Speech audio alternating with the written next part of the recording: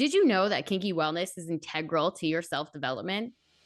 Hi, welcome to The Partition, home of kinky wellness, the ultimate destination to explore the integral connection between kinky wellness and your personal development.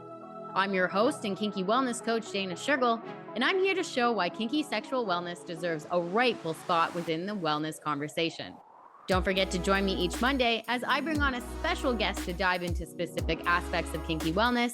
So let's strip away the shame and taboo together and have an open conversation about it. Hey, and welcome back. A few weeks ago in episode 124, Sorry Not Sorry, A Guide to Genuine Apologies, I broke down what a good apology is and why you need to know how to apologize when entering kinky wellness and just in general. But today I want to talk to you about what do you do when you yourself don't get an apology that you believe that you were owed. Now, within the kinky wellness aspect of this, you could be with a power exchange partner and they do something that crosses your boundaries, but they don't view it like they actually did that. So maybe they're not sorry for what they did. Again, I hate to break it to you, BDSM and kink can attract some unethical people pretending to be ethical within kinky wellness. So, as much as I don't want you to run into a situation like that, understand that there is still a possibility that you could run into a complete dickhead who isn't sorry for anything. But this episode extends from that because people not saying sorry is a part of life. There really are some people out there who don't believe that they should apologize for anything. But even still, when you run into these people or you're in a family that has these types of people, you still need to learn to forgive them. Now, I get it.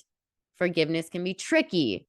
Most of the time, we don't want to forgive people that haven't said sorry yet, right? Sometimes it's easier to just stay mad so we don't have to feel the pain that's underneath of that. But you need to find a way to do it anyways. And of course, this is for your health. But truthfully, I didn't always think this way. I used to think I could move on and just not forgive that person or that situation. And for a while, I didn't see any problem with that. But then I went to an acupuncturist, and it turns out our liver holds on to things like unforgiveness.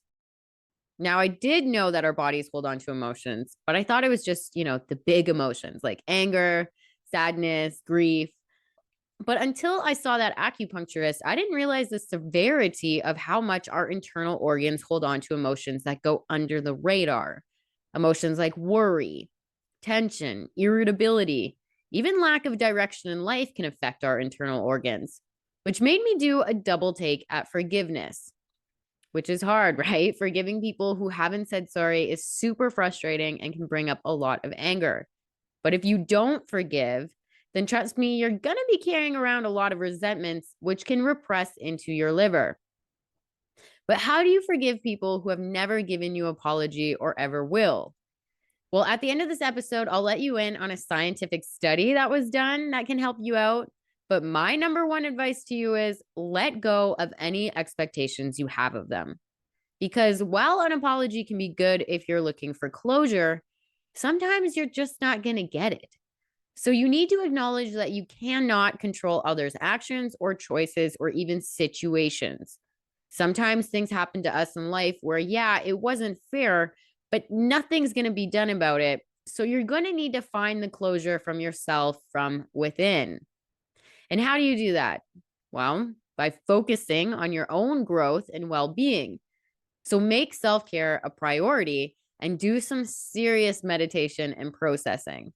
This means don't pretend like it doesn't hurt, because you and I both know it fucking hurts when someone doesn't say sorry when we feel that they should have said it. So take some time, slow down, and process those feelings and reflect on what you need in the moment. Now, in some cases, I've heard people say that it's good to visualize how you wish the apology would go. But from my personal experience, don't stay there. Definitely don't ruminate there. It's one thing to be in a situation and recognize how you wish you would have wanted it to go down regarding getting an apology. But it's another to replay that over and over and over again about all the ways that that person or situation should have said sorry When you do that, it's not going to do you any good and you're going to end up spiraling. Really, by learning to forgive people or situations when we won't receive an apology, you're going to help yourself let go of any resentment, which is a big step forward for peace of mind. And look, resentment can be sneaky because even if we're, quote, moved on from that situation, that may not be the case. Because if you haven't truly forgiven that person, it's going to creep up and get re-triggered. So understand it's only until you fully, in your bones type of level, forgive them, where you won't suffer the health implications of not forgiving them in the first place. Because choosing not to forgive does have several emotional and psychological consequences that extend past our organs. For example, I said resentment. So holding on to resentment can lead you to be in a state of anger, bitterness, or hostility, which can affect our current relationships. Because sometimes when we get burned in the past, we might believe that everyone around us is going to burn us too. But this isn't true and can lead us down a very isolating path because we don't know how to trust anyone anymore.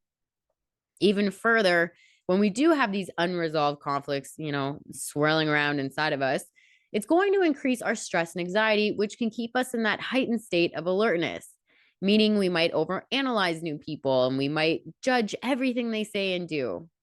Plus, not forgiving can very quickly send us down a path of seeking revenge. Trust me, I've been there, but we can be in this situation where we're dreaming of how we can get back at them or how we can get even. But all that does is cause chaos, and it's just a waste of time at the end of the day, and you're just hurting yourself. And if you are looking to expand your personal growth, learning to forgive is one of those things you'll need to do.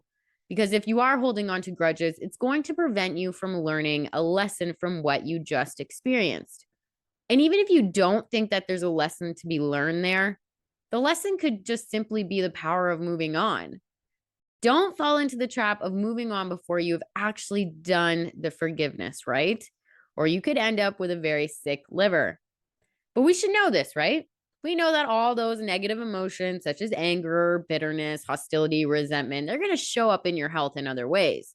It could show up in high blood pressure, cardiovascular problems, or even a weakened immune system. But not forgiving can also have an impact on our self-esteem and self-worth. Because when we're constantly dwelling on past pains, we can let our imagination run wild as to why we didn't get that apology in the first place. Did that person not care enough for me? Was I not important? And these thoughts are destructive as all hell. Like I said in episode 124, it takes a lot of courage and self-awareness to apologize, but sometimes it's just the luck of the draw and things happen to us that we can't get an apology from, even if we tried. But also in saying this, take a second to reflect, as there might be some situations in your life that you know that you fucked up on and you need to apologize for. And if that's the case, go back and apologize regardless of the time that has gone in between. Also, in saying that, I want to remember to forgive yourself on some things. You can't hold a personal resentment over mistakes that you've made either. Because again, we're all human over here. We've all made mistakes, and holding on to a personal resentment is equally as dangerous as holding resentment to external people or situations. Plus, it's important to note here that forgiveness doesn't mean that you're condoning the other person's actions or letting them off the hook. Rather, it's our choice to release ourselves from the burden of everything that's associated with the hurt that comes from not getting a true apology. However, forgiveness is a process and it doesn't happen overnight. In some moments, you might feel like you forgive them, but then in others, you might be reminded about how mad you are and how hurt you are. So be patient with yourself, and one day, with practice and reflection, you come to the radical acceptance that indeed you have forgiven them, and that if you were to see that person again, at least you would be proud of yourself for being able to look them in the eye and have a discussion if you had to. But to round out this episode, I've actually got that fun facts around forgiveness that I thought was really cool. Did you know that the University of Wisconsin-Madison was actually the first to publish a scientific study on forgiveness in 1989? And then in 1993, a professor named Robert Enright of Education of Psychology at the same university developed a therapy called forgiveness therapy. And basically, his studies found that forgiving someone through forgiveness therapy happens in 4 major phases, which I'm going to break down right now. So, the first phase is the uncovering stage. The uncovering phase is when the person who has been treated unfairly focuses on the effects of the injustice in their life.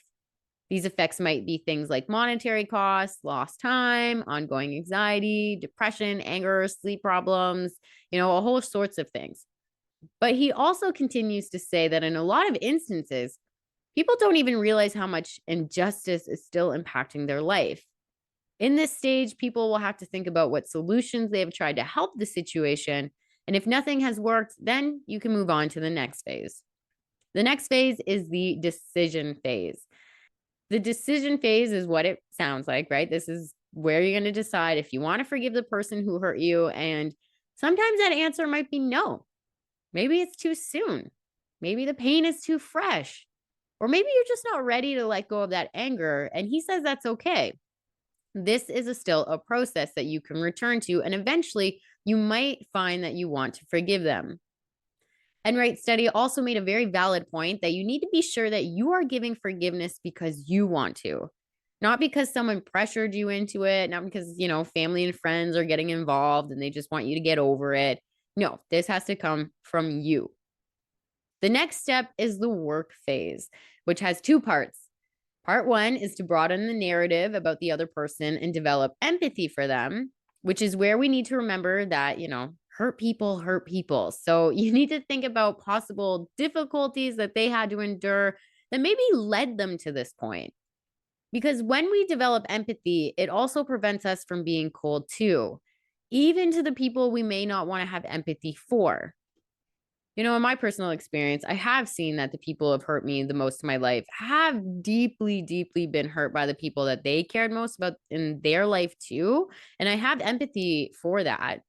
But also, somewhere along the way, you need to stop, pause, and you need to break that cycle and let go of all of that resentment. The second part to that is standing in the pain, which is where we don't run away from the hurt and we don't try to take anything away from it. We just acknowledge that the pain is there. We're aware of it and we stay with it, right? This is Emotions 101. We need to feel them in their entirety to let them free. The last phase is the discovery phase. The discovery phase is when we reflect on the meaning we found in our life from this experience.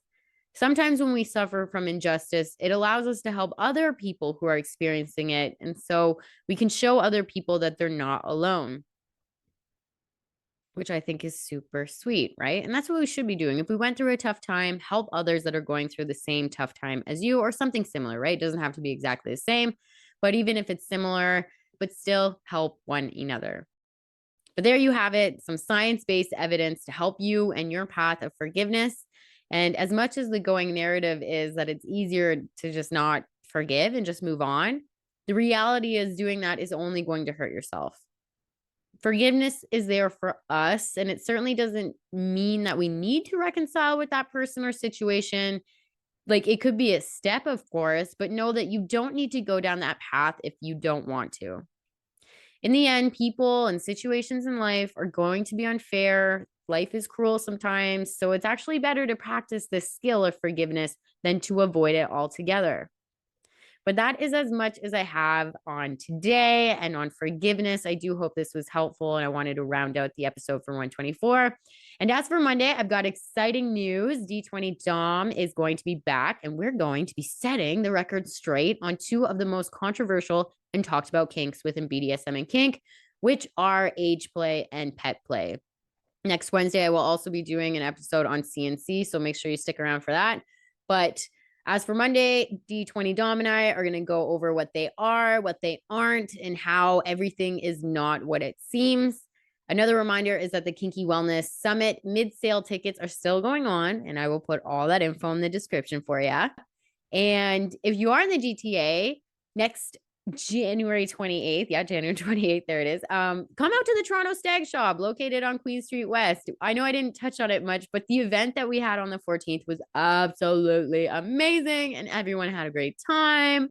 I think a big highlight of the event was definitely the community speaking circles, which was quite a lot of fun. We opened the floor up to candid conversations around sex, pleasure and BDSM and kink, and people really felt heard. And it was really a time to just kind of ask those questions and get people's thoughts out and really understand that none of us are in this alone, right? When we go into kinky wellness, there are people there that want to help you and guide you down this healing journey of yours. So make sure you can come check that out if you are in the GTA and around on January 28th. But make sure you sign up on Eventbrite as seating is limited. I will also put that in the description.